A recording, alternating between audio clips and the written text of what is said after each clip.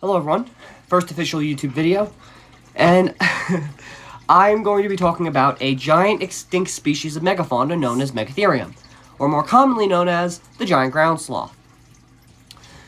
Personally, the giant ground sloth is one of my favorite extinct creatures. In fact, it's my favorite extinct mammal.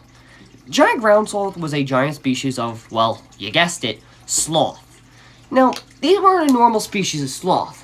These guys got huge. How huge? 8,800 pounds huge. Now that's really, really big. Like, that's as heavy as hippos or elephants. Oh wait, it got bigger probably. This is us calculating how big they were based off the bones. But once again, look at hippos. They were probably bigger. Now, I'm getting a bit out there. Let's tone it down just a bit and speak a bit more on fact rather than speculation. Now, something we do know about giant ground sloths is just how strong they were. Now, you can actually find caves of them in France. I mean to say South America. I probably threw up an image by now.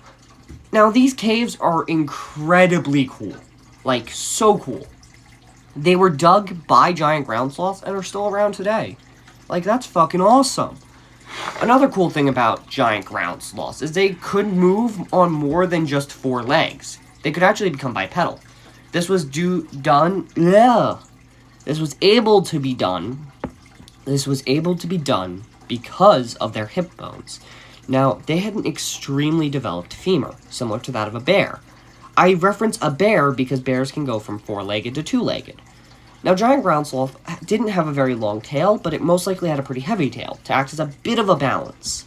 But I imagine it being like a kangaroo. Not like it probably was. I'll never know.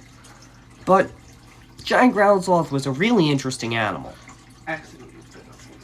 It also was mostly herbivorous. I have no proof that it ate meat, so I'm just going to say it ate plants, because it probably did. You know what else probably ate plants? Your mom, because she's fat and is on a diet.